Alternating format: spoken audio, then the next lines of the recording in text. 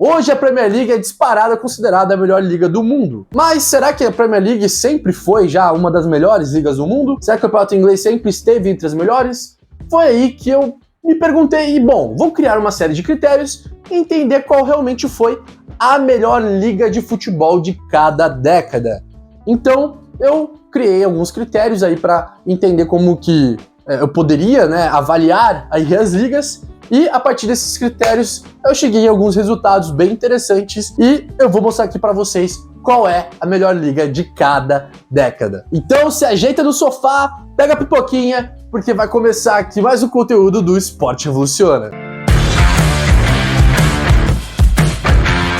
Oi galera, o Edu falando aqui do Esporte Revoluciona, o canal de todos os esportes, e vamos então avaliar e entender qual é a melhor liga de cada década, começando lá na década de 60 e vindo até para 2022, beleza? Então eu peguei ali uma margem entre 58 até 2022, entre a Copa de 58 e entre a Copa de 2022. Bom, galera, vamos então entender os critérios, mas antes deixa o like, porque ó, vou te falar, velho, porra, meu, deu muito trabalho fazer esse vídeo. Eu tive que fazer planilha, tive que fazer cálculos, tive que fazer muitas coisas ali pra acabar entendendo todo o processo, pra entender qual é a melhor liga de cada década. Então, deixa o like aí, que likezinho de graça, um segundinho ali, você vai lá, deu like, que ajuda aí cada vez mais pessoas conhecerem o Esporte Revoluciona, valeu? Vamos lá então, vamos entender os critérios. O primeiro critério são os jogadores campeões da Copa do Mundo que jogam naquela liga. Então, por exemplo, o Pelé foi campeão da Copa do Mundo de 58, de 70, então vai dar 3 pontos ali para a Liga Brasileira, o Campeonato Brasileiro, tá? Então aqui é o primeiro critério. O segundo critério são os jogadores convocados para a Copa do Mundo. Essa parte aqui deu muito trabalho, porque eu fui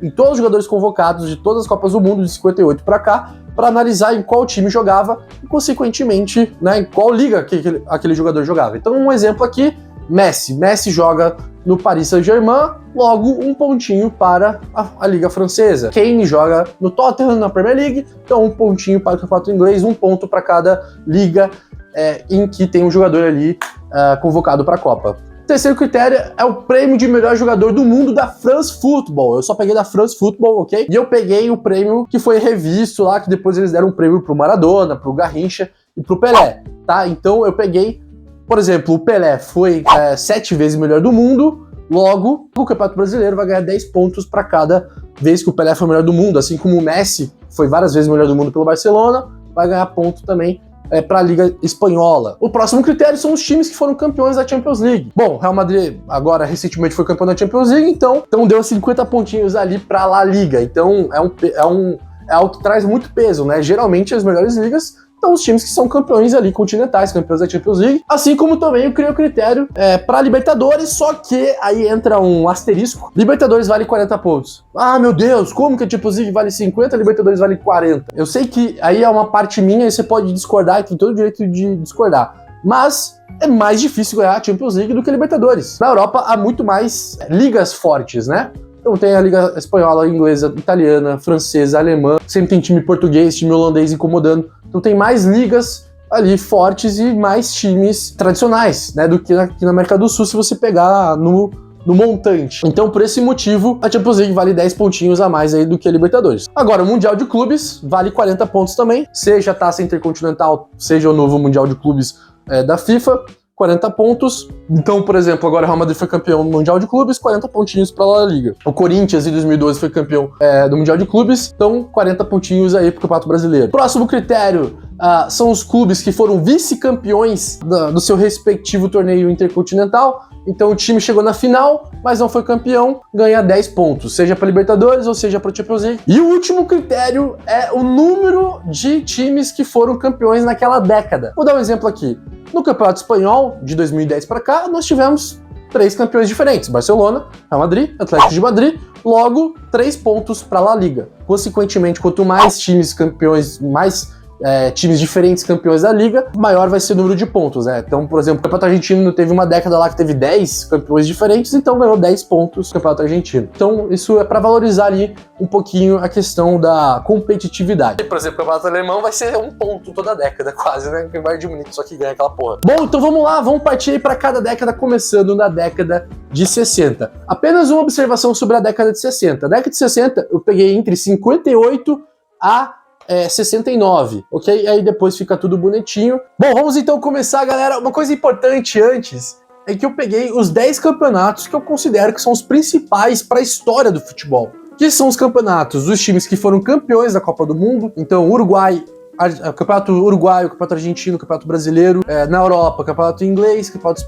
Espanhol, Italiano, Alemão, Francês. E eu juntei o Campeonato Português e o Campeonato Holandês. Então vamos lá, na década de 60, como eu citei, entre 58 e 69, eu puxei aí 58 e 59 por conta da Copa de 58. Em primeiro lugar ficou o Campeonato Espanhol e em segundo o Campeonato Brasileiro. Aqui, o que fez a diferença, né, foi o Real Madrid do Di Stéfano, que foi campeão 6 vezes da Champions League, né, da Copa da Europa na época. Em terceiro ficou o Campeonato Argentino, olha só. Em quarto, italiano, e em quinto, o Campeonato Uruguaio, né? Nessa época aí, o time do Peñarol era muito forte, né? Então aí o top 5 e o Campeonato Brasileiro ficando em segundo lugar, né? Pode ver aí todos os jogadores que foram convocados de cada liga. O Brasil aqui, né? Era a época de ouro do Brasil, então aqui estão os títulos de 58 e 62. Aqui os 22 atletas da Inglaterra que foram campeões ali da Copa de 66. Ali, jogadores com prêmio de bola de ouro, o Pelé, né, que ganhou 7 vezes. Então aí está o resumo de como que ficou as ligas de cada país na década de 60. O Campeonato Espanhol, então, vencendo nessa década, ok? Eu achei que ia dar até o Campeonato Brasileiro aí, mas por detalhe ali, por 6 pontinhos, o Campeonato Espanhol ficou na frente. Na década de 70, aí foi uma grande surpresa para mim. Em primeiro lugar ficou o Campeonato Argentino com 488 pontos.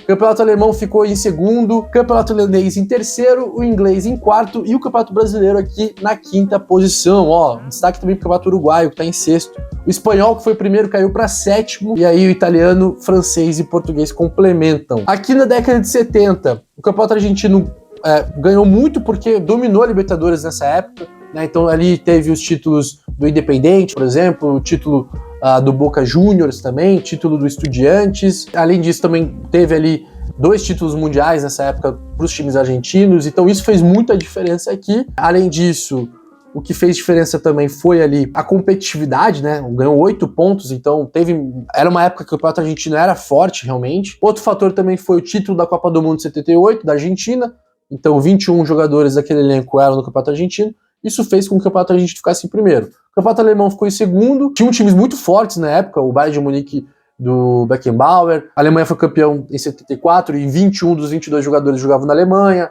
Também tinha o Mönchengladbach, que também era um time muito forte nessa época. Em terceiro, o campeonato holandês, né, que tinha o Ajax do Cruyff, o time do Feyenoord também era muito forte, que era a base do carrossel holandês. E o campeonato brasileiro aqui ficando apenas na quinta posição, o que me surpreendeu até também, porque era uma época que tinham vários craques jogando no Brasil, né? Rivelino, Zico, Falcão, Pelé ainda jogava no Santos no começo, Carlos Alberto Torres, e ficou apenas na quinta posição, justamente porque não teve tantos títulos internacionais. E os títulos internacionais, pro nosso critério aqui, ele é importante. Vamos então aqui para a década de 80. Na década de 80, em primeiro lugar ficou o Campeonato Italiano com 403 pontos, em segundo o Campeonato Inglês com 308 pontos, em terceiro o Campeonato Uruguaio com 305 pontos, em quarto o Campeonato Argentino com 236 pontos, em quinto o Campeonato Brasileiro com 233, e aí o Campeonato Alemão, o Português, olha só, o Espanhol apenas na 8ª posição, Francês e Holandês complementando. Aqui tá muito equilibrado, né, se a gente parar para pensar aqui, a diferença tá muito pequena ali, 2 títulos de Champions League ou de Libertadores que difere principalmente ali o top 5, né? Isso explica o porquê o Uruguai está na 3ª posição, por exemplo. O Uruguai ganhou 4 vezes aqui o campeonato da Libertadores, né, entre o Nacional e o Peñarol. O Peñarol e o Nacional juntos ganharam 4 títulos da Libertadores na década de 80, sendo que também venceram 3 vezes aí o título mundial nessa década, né? Então só aí vai dar quase 300 pontos, e aí isso explica porque o Uruguai chegou a 305 pontos, né? O Campeonato Brasileiro, por exemplo, por mais que fosse também estrelado com grandes jogadores nessa época, ganhou apenas 2 vezes a Libertadores e teve só 2 títulos mundiais. Aqui entra também a questão, já começa a ter uma diferença nos jogadores convocados para a Copa do Mundo, né? A Itália foi campeã em 82, é o começo dos grandes jogadores irem para a Itália, o Maradona no Napoli, o Zico na Udinese, o Júnior no Torino, né, o Van Basten no Milan. Então os grandes jogadores do mundo começam a ir para o campeonato italiano, por isso que o italiano aí está dominando na década de 80. A Inglaterra em segundo, com o Liverpool, Aston Villa, Nottingham Forest, todos os times foram campeões da Champions League nessa época, fez com que a Inglaterra aí se colocasse na segunda posição, ok? Então na década de 80, o melhor campeonato na época era o campeonato italiano. Na década de 90, o melhor campeonato continua sendo italiano, e aí já disparando no primeiro lugar, né? Então em primeiro ficou o campeonato italiano com 543 pontos, campeonato brasileiro em segundo lugar, já com 396 pontos, campeonato espanhol na terceira posição, campeonato alemão em quarto, o campeonato inglês caindo para a quinta posição, e aí francês, argentino, holandês, português e uruguaio, olha só, que estava lá em terceiro, caiu para décimo, teve uma queda abrupta, que a Itália já plena também em primeira posição, com vários grandes times, né? Desde Milan, do Arrigo Sacchi ainda, que foi campeão da Champions League no começo da década de 90, depois do Fábio Capello. A Internazionale do Ronaldo Fenômeno, que foi o melhor do mundo na década de 90. A gente teve nessa época também a Juventus, do Del Piero, do Zidane. Então, fora os outros times, né, como o Sampdoria, que teve um ótimo time, Parma também teve uma equipe muito forte na década de 90, aí o brasileiro, o Campeonato Brasileiro realmente era muito forte na década de 90, né, chegando para a segunda posição, já com 6 títulos de Libertadores nessa época, lá do São Paulo do Telê, do Palmeiras, da Parmalat, depois o Cruzeiro, o Grêmio também venceram ali título da Libertadores, o Vasco, né, e aí o Campeonato Espanhol já se colocando também numa boa posição ali em terceiro lugar, beleza? Vamos então aqui para os anos 2000. Nos anos 2000, entre 2000 e 2009, aí já temos o Campeonato Espanhol chegando na primeira posição, 467 pontos. Em segundo lugar, o Campeonato Inglês com 334 pontos. Campeonato Italiano na terceira posição, caindo aí, foi a década que realmente o Campeonato Italiano caiu de nível. Em quarto, o Campeonato Brasileiro com 335 pontos. O Argentino na quinta posição. Aí vem o Campeonato Alemão em sexto, o Campeonato Francês em sétimo.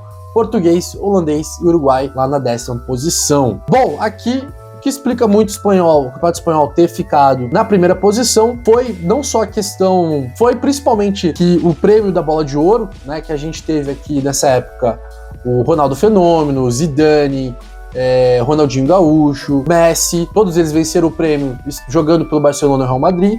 Também aqui já tivemos 2 títulos do Real Madrid e 2 títulos do Barcelona na Champions League, que realmente o Campeonato Espanhol se colocasse aí, principalmente pela força do Real e do Barça, mas o resto da liga também era muito forte, né? O Valência foi vice-campeão 2 vezes da Champions League no começo dos anos 2000. A gente teve também o Deportivo La Coruña aí. O campeonato inglês com a nova Premier League já se consolidando aí na segunda posição. Pode ver ali, ó, 181 jogadores da Premier League que foram convocados para as Copas ali dentre 2002 e 2006. E o campeonato argentino na quinta posição, que teve ali o Boca, né, que ganhou Libertadores. Teve também o Boca ganhando 2 vezes aí o Mundial de Clubes. Isso fez com que o campeonato argentino, por exemplo, superasse aí o campeonato alemão. Vamos dar continuidade aqui, indo agora para os anos 2010. E aqui eu juntei, galera, de 2010 até 2022, porém eu também fiz um recorte ali entre 2020 e 2022, ok? Um recorte ali apenas de 2 temporadas, tá? Então entre 2010 e 2022, em primeiro lugar, aí disparado na frente, Campeonato Espanhol. Vocês vão ver, pessoal, hoje o Campeonato Espanhol já não é mais o melhor do mundo, porém, grande parte aí dessa última década, né, o Campeonato Espanhol dominou, né, é o Barcelona do Guardiola, com o Messi como protagonista, Xavi, Iniesta brilhando, é o Real Madrid que foi 5 vezes campeão da Champions League aí nos últimos anos, todos os jogadores que ganharam o prêmio do Bola de Ouro jogavam no Barcelona e no Real Madrid, só aí Cristiano Ronaldo e Messi como ganhando a grande maioria dos prêmios, mas também aí tem o Modric, também tem o Benzema, os títulos da Champions League do Barcelona e Real Madrid, né, os títulos de Mundial de Clubes, então tudo isso fez aí com que o Campeonato Espanhol assim, disparasse na primeira posição com mais de 1000 pontos, ok? Em segundo lugar ali já o Campeonato Inglês, né, tendo mais de 300 jogadores convocados para a Premier League, Então essa é a força da Premier League, né? De ter realmente os grandes jogadores.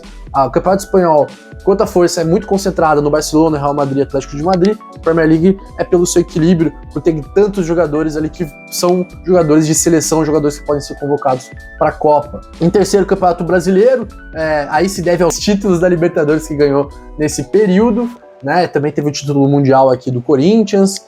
O Campeonato Alemão já indo para quarto ali, justamente pelos títulos do Bayern de Munique e também por uma boa quantidade de jogadores da Bundesliga indo para a Copa do Mundo. O Campeonato Italiano caindo para quinto, então era primeiro lá na década de 90, caiu para quinta posição atrás aqui do Campeonato Alemão. E aí vem o argentino, o francês, o holandês, o português e o uruguai. Pode ver que o francês nunca passou da sexta posição, né? Nunca chegou no top 5 aqui do Campeonato Francês. O Campeonato Holandês, assim como também o Campeonato Português, nunca passou, né? Dentre o top 5. O uruguaio chegou a passar ali em 2 décadas, né? Mas também aí depois caiu, ficou sempre na última posição. E o Campeonato Holandês, tirando a década de 70, nas outras décadas também acabou caindo e ficando abaixo aí do top 5. Eu fiz um recorte, então, os últimos 2 anos, tá? 2020 e 2022, apenas 2 temporadas, tá? E pode ver que nesse recorte de 2 temporadas, aí sim, a Premier League já fica em primeiro lugar, né? O Campeonato Inglês já fica em primeiro lugar, com 286 pontos. Olha só, teve 159 jogadores convocados para a Copa do Catar, enquanto o Campeonato Espanhol teve apenas 77, né? Que ficou na segunda posição. Aí o Campeonato Brasileiro permanece na terceira posição, com 190 pontos, muito aos títulos continentais de 2020, 2021 e 2022, né? Aos títulos do Palmeiras e do Flamengo, da Libertadores. E também teve os vices, né? Porque foram 3 finais seguidas aí de times brasileiros. O Campeonato Alemão se consolidando na quarta posição, o italiano na quinta, aí vem o francês na sexta, o português na sétima, o argentino na oitava, empatado com o holandês, e depois o Campeonato Uruguaio lá na última posição. E eu fiz um geral. Se a gente pegar todas as décadas de 1958 até hoje, esse é o placar geral, ficando aí o Campeonato Espanhol na primeira posição geral, com 2.499 pontos. Na segunda posição ficou o Campeonato Italiano, na terceira o Campeonato Brasileiro, na quarta, o Campeonato Inglês, na quinta, o Campeonato Argentino, na sexta, o Alemão, o Campeonato Uruguaio na sétima posição, acima do holandês, francês só na nona posição e o Campeonato Português aqui na 10ª posição. Bom, galera, o que a gente pode perceber aí, então, que o Campeonato Brasileiro, cara, tem uma relevância internacional. Pode ver que os critérios que usei não foram critérios absurdos, né? Jogadores convocados para a Copa do Mundo, jogadores que ganharam o prêmio de melhor do mundo, títulos da Champions League, títulos da Libertadores, títulos mundiais. Então, critérios totalmente objetivos. Então, sim, dá para colocar aí o Campeonato Brasileiro, né, pela sua história, entre os 3 melhores, como a gente pôde ver, apenas atrás do Campeonato Italiano e do Campeonato Espanhol. A gente acabou até ficando na frente do Campeonato Inglês, aí, historicamente, e não é nenhum absurdo. Durante muito tempo, o Campeonato Inglês aí teve times muito fracos, né, principalmente os times ali de meio de tabela, né, que é o famoso kick and rush. E, enfim, eu acho que foi muito legal pra gente dar uma passeada aí na história, e eu acho que foi bem bacana aí pra gente entender, né, os melhores de cada década. E é isso, galera. Deixa o like, então, se você gostou. Como eu falei, deu trabalho fazer esse vídeo, tá? Deixa o like aí se você gostou do conteúdo. Se você não gostou também, pode deixar o dislike aí, não tem problema. Mas deixa aí, porque ajuda demais a divulgar o vídeo aí para mais pessoas que são apaixonadas por esporte, por futebol, beleza? Se inscreva no canal também se você não é inscrito, e eu vou deixar outros 2 vídeos aqui do canal para você continuar assistindo o nosso conteúdo. A gente se vê numa próxima, é isso, galera. Valeu!